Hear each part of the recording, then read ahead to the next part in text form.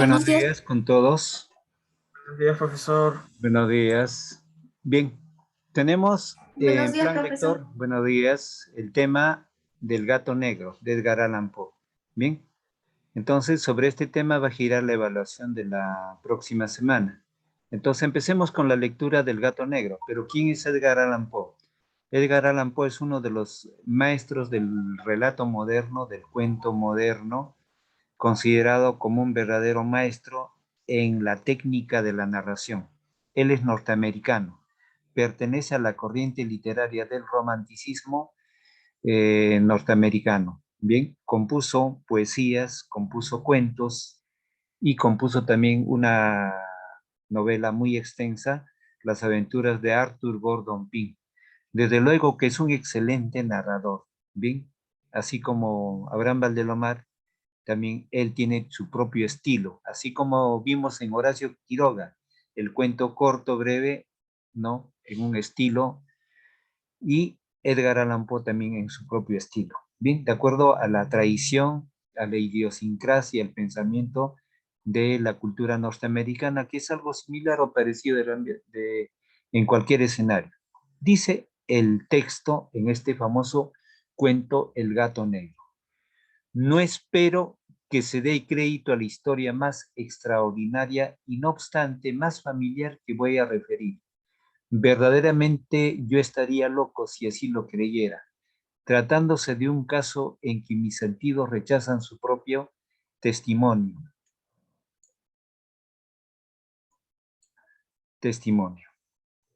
Sin embargo, no estoy loco y positivamente no sueño, pero sucintamente y sin comentarios, una serie de sencillos acontecimientos domésticos que por consecuencia me han alterado. A pesar de todo, no trataré de esclarecerlos. Así, así, casi no me han producido más horror, a más, a muchas personas les ofrecerán menos terribles que extravagantes. ¿Acaso más tarde haya una inteligencia que reduzca mi fantasma al estado del lugar común? Alguna inteligencia más serena, más lógica y mucho menos excitable que la mía, que solo encontrará en las circunstancias que relato con temor una sucesión, con terror una sucesión corriente de causas y efectos naturalísimos. Me hace joven y tuve la fortuna de descubrir que en mi mujer una disposición simpática a la mía, observando mi gusto por estos favoritos domésticos. No perdió ocasión alguna de proporcionármelos de la especie más agradable. Tuvimos pájaros, un pez dorado, un hermoso perro, conejos, un mono chiquitín y un gato. Este último era un animal muy robusto y bello, completamente negro y de maravillosa sagacidad. Hablando de su inteligencia, mi mujer, que en el fondo era algo supersticiosa, hacía frecuentes alusiones a la antigua creencia popular, que tomaba a todos los gatos negros por brujas disfrazadas. Ello no quiere decir hablase siempre en serios sobre este punto, y si lo consigo es sencillamente porque ahora se me viene a la memoria Plutón. Así se llamaba mi preferido, mi camarada. Solo yo le daba de comer y él me seguía por la casa a donde quiera que fuese. Incluso me costaba trabajo llegar a impedirle a que me siguiese por las calles. Nuestra amistad subsistió así por durante algunos años, durante los cuales el conjunto de mi carácter y de mi temperamento por obra del demonio de la intemperancia me sonrojaba el confesarlo. Sufrió una alteración radicalmente funesta.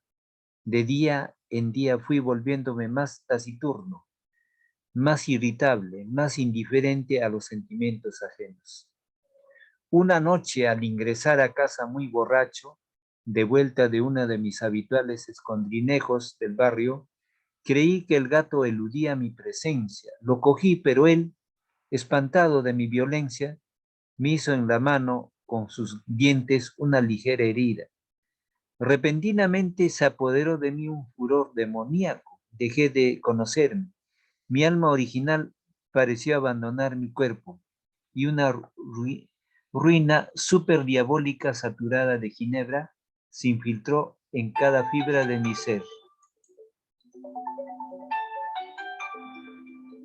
Unos segundos, por favor. Uno.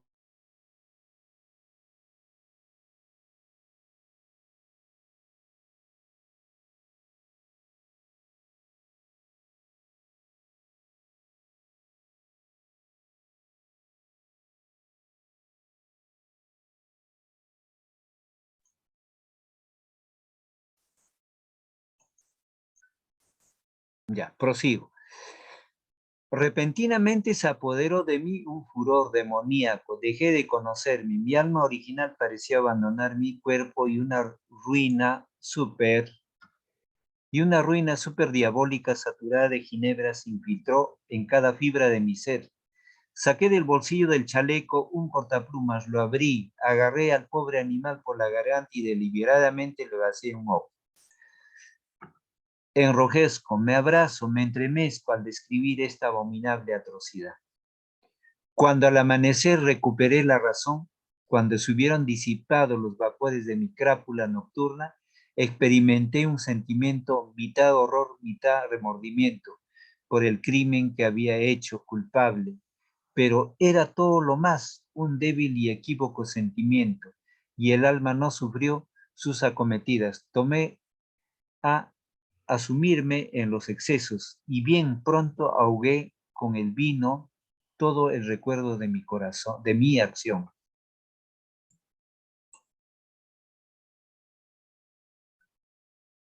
Entre tanto, curo lentamente la órbita del ojo perdido, presentaba, es verdad, un aspecto horroroso, pero después, con el tiempo, no pareció darse cuenta de ello, iba y venía por la caja según su costumbre, más como debía suponerlo. En cuanto veía, se me acercaba a él, huía aterrorizado. Aún me quedaba lo bastante de mi antiguo corazón para que me afligiese aquella ostensible antipatía en una criatura que tanto me había querido en otra época. Y entonces brotó como para mi caída final y irrevocable el espíritu de perversidad, espíritu del que la filosofía no se cuida, ni poco ni mucho. Una mañana a sangre fría sentí un nudo corredizo alrededor de su cuello y lo ahorqué de una rama de un árbol. Ahorqué anegados de lágrimas mis ojos, con el remordimiento más largo en el corazón. La ahorqué porque yo sabía que lo había querido y porque reconocía que no me dio motivo alguno para encolerizarme. Lo ahorqué porque yo sabía que haciendo cometía un pecado mortal que comprometía mi alma inmortal, hasta el punto de ahogarla. Casi tal cosa era posible, incluso lejos de la misericordia infinita de muy misericordioso y muy terrible Dios. En la noche siguiente al día en que fue cometida tan cruel acción, despertóme del sueño el grito de fuego. Las cortinas de mi lecho ardían. Toda la casa era una hoguera. No sin gran dificultad escapamos del incendio, mi mujer, un criado y yo. La destrucción fue completa. Quedé arruinado y desde entonces me entregué a la desesperación. No intento establecer una relación de causa-efecto entre la atrocidad y el desastre. Estoy por encima de mi debilidad. Doy cuenta de una cadena de hechos y no quiero emitir ni un solo eslabón. Eh, el día que siguió al incendio, el día que siguió al incendio, visité las ruinas. Las paredes que habían derrumbado se habían derrumbado, excepto una, y esta sola excepción fue un tabique interior poco grueso, situado casi en la mitad de la casa, y contra el cual daba a la cabecera de mi lecho. eh, la fábrica había allí en gran parte resistido la acción del fuego, hecho atribuía a que recientemente había sido renovada. Alrededor de aquella pared congregábase la multitud y muchas personas que parecían examinar una parte de ella con minuciosa y viva atención. Bien, las palabras análogas, extraño, singular. Entonces, había un grupo de personas que emitían, ¿no? las palabras análogas, extraño, singular y otras expresiones semejantes excitaron mi curiosidad. Me aproximé y vi semejante a un bajo relieve esculpido sobre la blanca superficie, la figura de un gato gigantesco. La imagen estaba copiada con exactitud verdaderamente maravillosa. Alrededor del cuello del animal veíase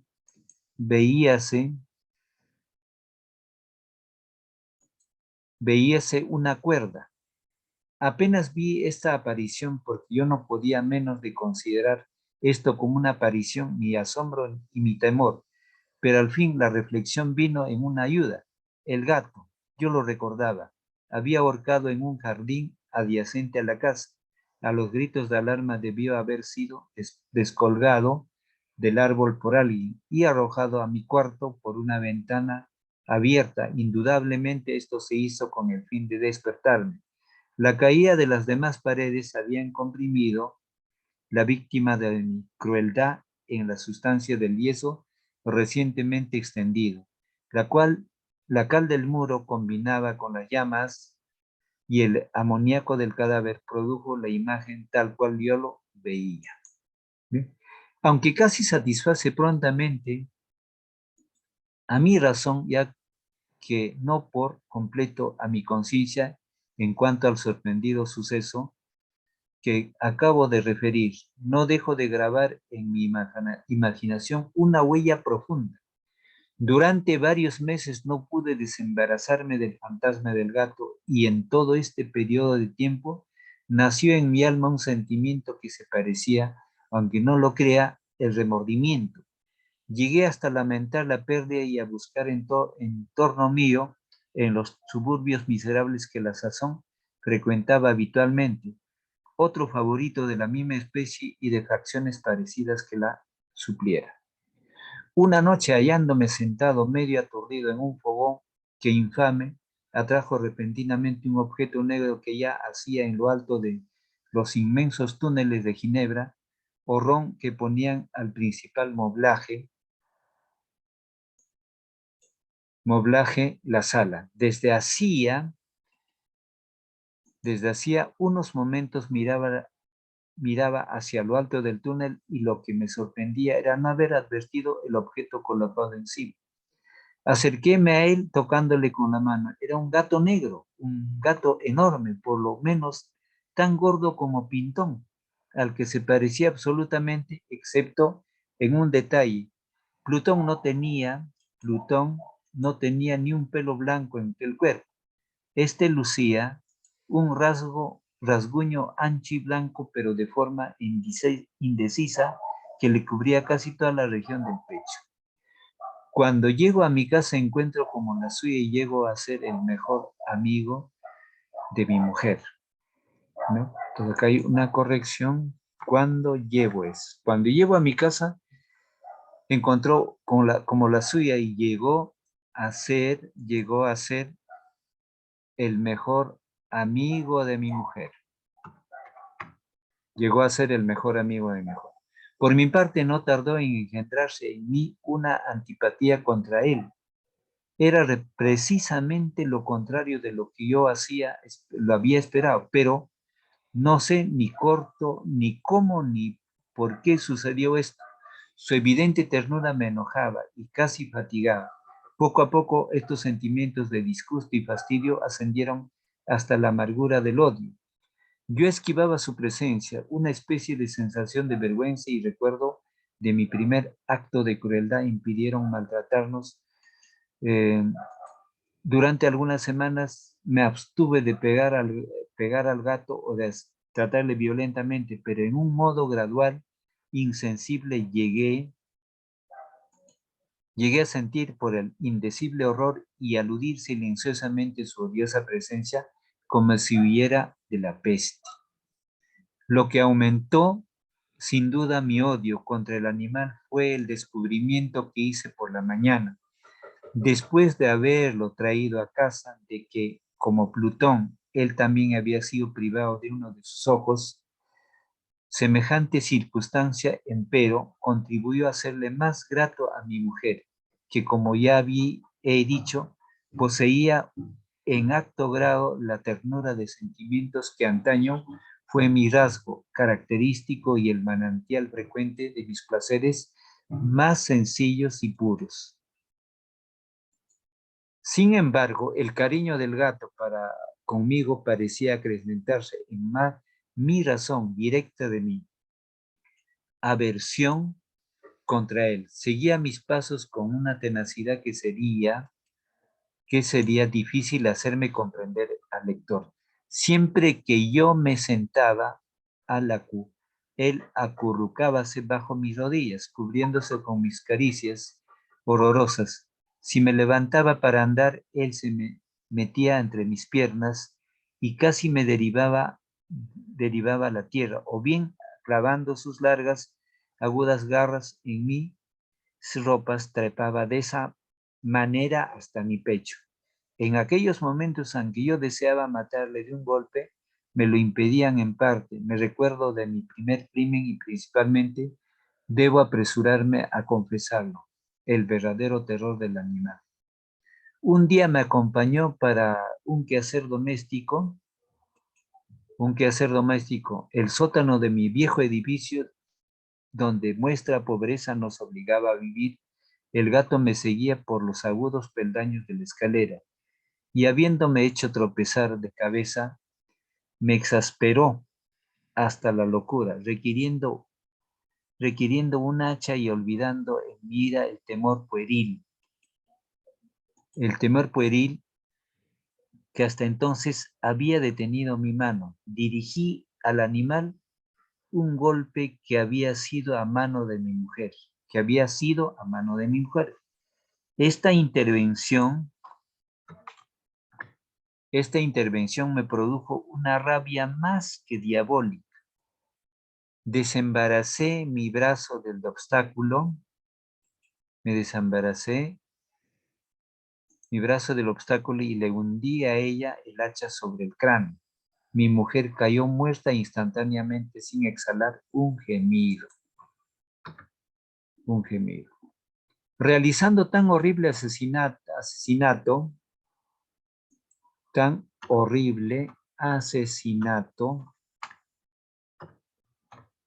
me puse inmediata y resueltamente a tratar de esconder el cuerpo. Comprendí que no podía hacerlo desaparecer de la casa, de día ni de noche, sin correr el peligro de que me observasen los vecinos. Varios proyectos asaltaron mi mente. Por un momento pensé dividir el cadáver en pedazos pequeños y arrojarlos al fuego. Después decidí cavar una fosa en el piso de la cueva, luego pensé arrojarlo al pozo del patio, luego embalarlo en un cajón como una mercancía en una forma de costumbre de encargar un mandadero que se lo llevase de casa. Por último, me detuve ante un expediente que considere el mejor de todos. Determiné emparedarlo en el sótano, como dícese, de que los monjes de la Edad Media hacían con sus víctimas. Cueva parecía hecha a propósito para semejante designio. Los muros estaban construidos descuidadamente. Había sido cubiertos por toda la extensión de una gruesa capa de yeso. Con la humedad no dejó endurecer. Además, en uno de los mueros había saliente producido por una chimenea postiza que a especie de hogar me quedé tapado y arreglado de la misma manera que el resto del sótano. No dudé que me sería fácil ubicar a los ladrillos de aquel sitio.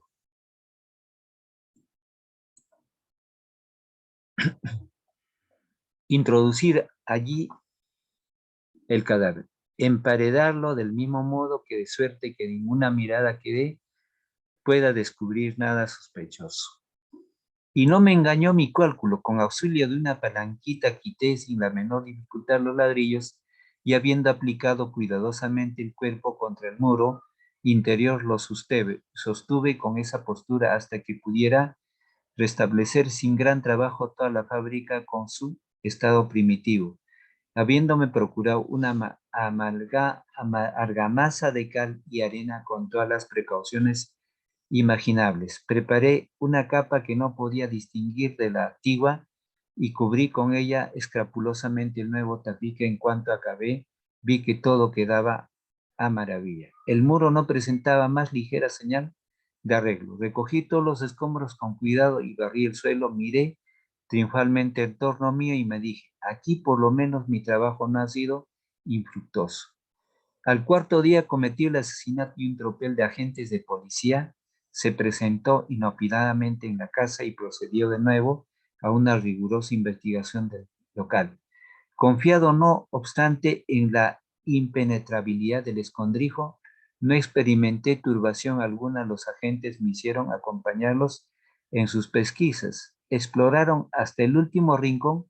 Al fin, por tercera vez y cuarta vez bajaron a la cueva. No me alteré en lo más mínimo. Mi corazón palpitaba pacíficamente como el de un hombre que duerme en la inocencia. Recorrí lo extremo a extremo el sótano, crucé los brazos sobre el pecho y me pasé indiferente de un lado a otro. La policía, plenamente satisfecha, se disponía a salir de allí. El júbilo de mi corazón,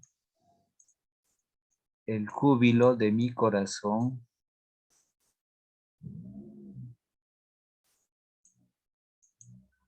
El júbilo de mi corazón era demasiado intenso para reprimir. Me abrazaba el deseo de decir una palabra nada más, a modo de triunfo, y hacer dos veces evidente su convicción respecto a mi inocencia. A mi inocencia. Señores, dije al fin, cuando aquella gente subía la escalera, me complace haber desvanecido sus sospechas. A todos ustedes les deseo buena salud y un poco más de cortesía. Y dicho sea de paso, señores, aquí tienen una casa bien construida de veras. Y mi rabioso deseo de decir alguna cosa con aire deliberando apenas sabía lo que hablaba. Puedo asegurar que esta es mi casa admirablemente construida. Estos muros, se marchan ustedes, señores. Estos muros están fabricados con gran solidez. Entonces, por una balandronada frenética, golpeé fuertemente con un bastón que tenía en la mano sobre la pared del tabique detrás del cual yacía el cadáver de la esposa de mi corazón. Ah, por lo menos me proteja Dios y me libre de las garras del archidemonio. Apenas el eco de mis golpes se, eh, se hindió en el silencio cuando una voz respondió desde el fondo de la tumba, una queja primero velada y entrecortado entre el sollozo de un niño, luego enseguida hinchada de un grito prolongado, sonoro y continuo, completamente anormal y antihumano. Un alarido, un aullido, mitad horror, mitad triunfo, como puede brotar solamente del infierno. Horrible armonía seguida a la vez de la garganta, condenados en las torturas, y de los demonios colgándose con la condensación. Sobre la cabeza, con las rojas fauces dilatadas y el ojo único, llameante, paseábase el odioso animal, paseábase el odioso animal cuya astucia me indujo al asesinato y a cuya voz reveladora me entregaba al verdugo. Yo había emparedado al monstruo en la tumba. ¿Bien? Entonces, el cuento, desde luego, es un estilo de Edgar Allan Poe, ¿no? En un estilo básicamente tenebroso, de furia, de venganza, de dolor, de asombro y de misterio. Desde luego que es una tragedia, desde luego. Entonces, con esto les digo, cada autor tiene un estilo. Por ejemplo, en Horacio Quiroga también está la desgracia, ¿no? Está el misterio, está la muerte, la desesperación, y en Edgar Allan Poe está básicamente también ese final desastroso. Pero con estos estilos de narración corresponden. Cuando dije que el autor es romántico, los románticos recurrieron a las acciones de las tradiciones o costumbres. En esto de la historia, por ejemplo, de la tradición del gato negro, es una tradición bastante antigua desde la época medieval, que trae, por ejemplo, en muchos escritos dicen la suerte y en muchos está el mismo demonio, o sea, el final trágico. Pero les digo, en este contexto, cuando este caballero del cuento, ¿no? Piensa más en lo que es inducido por el demonio, por el gato negro, ¿qué es lo que hace? De poder asesinar, de asesinar a su esposa, a su amor y a su pareja, en otras palabras. Pero él piensa que hace lucubraciones, hace pensamientos de desaparecer el cadáver, pero una idea le da que en un lugar, en una pared del sótano del edificio, abre el boquete, lo encierra, lo cubre con cemento y eso, y cuando viene la pesquisa de la policía, revisa la policía no encuentra nada, porque la versión de los vecinos hace de que él es el responsable de la desaparición de su esposa, entonces él piensa que le ha salido bien el hecho de ocultar el cadáver de su esposa, pero no es así. Se sabe de que no hay crimen perfecto, todo crimen se va a descubrir. Entonces, cuando uno va a tentar, digamos, contra su prójimo, necesariamente que eso se va a descubrir. Y eso es algo inaceptable para la condición humana. Entonces, frente a eso, al final, acá surge al final del cuento la tradición. La tradición cuando ya los policías van subiendo la escalinata de retiro, al saber que no había nada sospechoso ahí, él golpea la pared con un bastón y de la pared emerge un sonido, ¿no? Sonido de queja, de aullir, de llorar, de quejarse, de quejumbre, y se observa la imagen del gato. Entonces, eso ya retoma una tradición bastante antigua de la época medieval, porque esto del gato negro viene de la época medieval. Entonces, nosotros como lectores, ¿qué es lo que hacemos cuando vemos este tipo de hechos? Desde luego que Edgar Allan Poe solamente está retomando un contexto del romanticismo. El romanticismo significa retomar tradiciones antiguas, identificar casos y asuntos de su contexto histórico. Entonces, eso también es contexto histórico, ¿no? Pero lo negativo básicamente en el cuento es que viene la tragedia. En vez de golpear al gato negro, que le hacía caer, que le hizo caer, tropezar cuando bajaba al sótano del edificio, tropieza y se golpea la cabeza y viene una ira profunda. Y coge un hacha para eliminar al gato, pero el gato no está en el momento en que golpea, sino está la esposa. Y la esposa recibe el golpe letal, muere. Y la acción negativa de poder ocultar el cadáver. Entonces, como le decía, no hay crimen perfecto, todo crimen se va a descubrir. Entonces nosotros como lectores reflexivamente adoptamos y reflexionamos de que las cosas negativas en el hombre van a ser descubiertas. ¿Y cuáles son las consecuencias? Las consecuencias son que uno va a tener que responder a la justicia, ¿no? Por sus malos actos.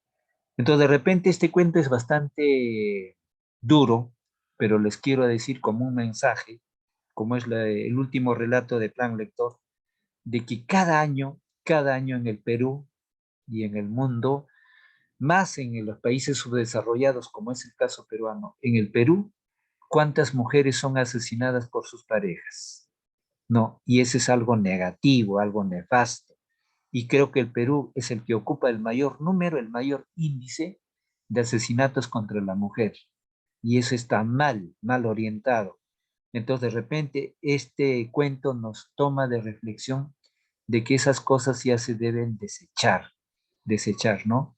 Entonces, se ve, por ejemplo, en el caso de los enamorados, se ve en el caso de matrimonios de parejas separadas, o en el caso de todavía está latente esa acción negativa del hombre de poder darle muerte a su pareja o expareja, o si es enamorada, o es el caso que vimos, por ejemplo, de un caballero por lo que la señorita no le aceptaba su sentimiento pasional, no le quema con un poco de gasolina en un bus, no sé si se han enterado ustedes el año pasado, y al final de cuentas, después de algunos meses de unos tratamientos de trasplante, tuvo que morir la dama, ¿no? Sí, entonces, ¿cómo va actuando el hombre contra la mujer?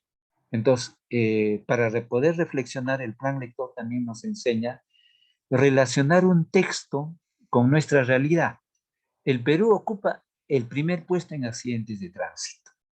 Muchas muertes por accidentes de tránsito. El Perú ocupa el primer puesto, casi entre los primeros puestos, en dar muerte, en que suceden hechos de calamidad, de desastre o de tragedia, en que muchas mujeres indefensas son asesinadas, llámese por pretendientes, por enamorados, por esposos o por ya parejas que han pasado por el divorcio, o simplemente cuando es en presencia de el esposo. Entonces, esas cosas en el Perú han suscitado, y este año ya tenemos un número. Entonces, se lleva por estadística de que hasta el año pasado o el anteaño pasado, la estadística subía de más mujeres muertas, en el caso peruano, a cambio de sus parejas o enamorados o pretendientes. Bien, entonces, este cuento debemos tomarlo como reflexión de que esas acciones negativas se deben desechar. Y en el plano literario debemos ver de que el autor Edgar Allan Poe en este cuento, el cuento lo relata pero dándole una teoría de pensamiento, una teoría de reflexión, ¿no? Para cada párrafo, ¿no? Cuando dice en el primer párrafo del cuento, dice, ¿no? Da una teoría. En cambio, Horacio Quiroga, cuando narra su cuento, no da teoría, en cambio, el autor sí da teoría, dice. No espero ni quiero que se dé crédito a la historia más extraordinaria y no obstante más familiar que voy a referir verdaderamente. Yo estaría loco si así lo creyera, tratándose de un caso que en mi sentido rechazan su propio testimonio. Sin embargo, no estoy loco y positivamente no sueño, pero sucintamente y sin comentarios una serie de sencillos acontecimientos domésticos que por consecuencia me han alterado. A pesar de todo, no trataré de esclarecerlos. A mí, así casi no me han producido más horror. A muchas personas les parecerán menos terribles que extravagantes. ¿Acaso más tarde haya una inteligencia que reduzca a mí, fantasma, al estado del lugar común? ¿Alguna inteligencia más serena, más lógica y mucho menos excitable que la mía, que solo encontrará en las circunstancias que relato con terror una sucesión corriente de causas y efectos naturalísimos? Acá Edgar Allan Poe no quiere inclinarse, digamos, a la idiosincrasia de lo que es la tradición, más bien quiere darle un canal de explicación de carácter, digamos, casi científico, ¿no? No acepta, digamos, lo que es la creencia. Pero, ¿qué dice en el texto? Vamos a nuestro punto de crítica. Dice, me hace joven que tuve la fortuna de descubrir en mi mujer una disposición simpática a la mía. Observando mi gusto por estos favoritos domésticos, no perdió ocasión alguna de proporcionarme de la especie más agradable. Tuvimos pájaros, un pez dorado, un hermoso perro, conejos, un mono chiquitín y un gato. Y el que origina es el gato, ¿no? Estos acontecimientos o motivan o como se dijera, ¿no? Este último era un animal muy robusto y bello, completamente negro y de maravillosa sagacidad. Hablando de su inteligencia, mi mujer, que en el fondo era algo supersticiosa, acá vamos a la superstición, ¿no? El romanticismo en la literatura, más adelante ustedes van a ver en grado de tercero, cuarto y quinto, literatura con mayor profundidad, que el romanticismo rescata tradiciones, y una de las tradiciones es rescatar la superstición. Y acá retoman la lectura. Algo supersticiosa, hacía frecuentes alusiones a la antigua creencia popular, que tomaba a todos los gatos negros por brujas disfrazadas. Y como tenían gatos disfrazados, o perdón, como tenían gatos negros, el gato negro era la bruja disfrazada. Ello no quiere decir hablarse siempre en serio sobre este punto. Y si lo consigo es sencillamente porque ahora se me viene a la memoria Plutón, su gato negro, ¿no? Así se llamaba mi preferido, mi camarada. Solo yo le daba de comer y él me seguía por la casa a donde quiera que fuese. Incluso me costaba trabajo llegar a impedirle que me siguiera por las calles. Entonces, mire, también vamos, reflexivamente y críticamente le digo, las mascotas son muy amables, son muy agradables, pero hay un momento de las mascotas que pueden reaccionar negativamente. Un caso verídico. La hija de un profesor tenía su mascota, el perrito Chihuahua, en Ventanilla, ¿no? Entonces, la señorita llegaba de la universidad, esta es una vida, o sea, ya es un tema real, ¿no? Entonces, llegaba de la universidad y siempre a eso de a las 11 de la noche, un cuarto de las 11, después de cenar, ya tenía que retirarse.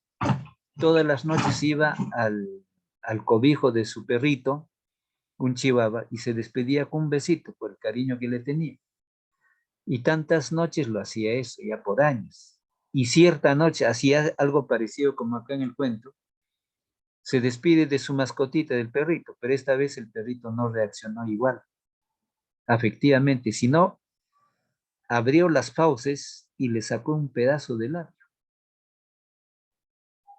El papá, desesperado, quiso darle golpe al animal, la hija sangrando a las 11 de la noche. Entonces, el papá tuvo que hacerse un préstamo para que le hagan la cirugía de la parte perdida de los labios, para la reconstrucción de los labios, ante un médico. Los médicos que trabajan en esto son de cirugía plástica, son los más caros. Se dan cuenta, pero este es de la vida real. Y en caso del cuento, el caso del cuento es el caballero al quien culpa, ¿no? Porque llegaba ebrio y el gato, creo que el gato estaba cansándose del olor y esa mala costumbre que tenía de que llegase ebrio por la ginebra o el vino, que sé, ¿no? Pero también en las tradiciones románticas del pasado, de las tradiciones o las creencias, ¿no? Entonces puede haberse dado esto, ¿no? De la superstición, de la superstición. Entonces, el lector activo tiene que relacionar la vida real con el contexto del cuento. Por eso dije, en literatura, la literatura no todo es fantasía, va a un contexto real y va también la fantasía. Entonces, lo que podemos aprender de este cuento es que una técnica narrativa de Edgar Allan Poe explica su cuento, pero no con un sentido no con un sentido de creencias, no de básicamente de las culturas o de los conocimientos antiguos de creencia popular o llámese de superstición, sino le da una explicación, ¿no? De casi aproximada a algo científico, ¿no? Algo escéptico a las creencias, ¿no? Entonces, el literato también cuenta lo que es acontecimientos de la vida real y como también puede ir el plano de la fantasía. El plano de la fantasía en este cuento, ¿qué es? Después del desastre, después que lo mata al gato, al segundo gato, después que le pasa el corredizo por el cuello y lo tira a un jardín, no, esa noche al despertar le despiertan que se había producido un gran incendio en que pierde todo. Entonces, cuando va a visitar los escombros, la gente chismosa, la gente que observa, ¿qué había quedado de los escombros? La gente observaba en una pared que quedaba, una pared reciente que habían arreglado, estaba la imagen de un gato con el corredizo. Pero él también ahí no quiere darle sentido a la superstición, sino que le da una explicación científica donde dice que el gato fue tirado por la ventana y que la pared todavía está húmeda y con el fuego se generó el amoníaco y se formó la figura del gato con el corredizo.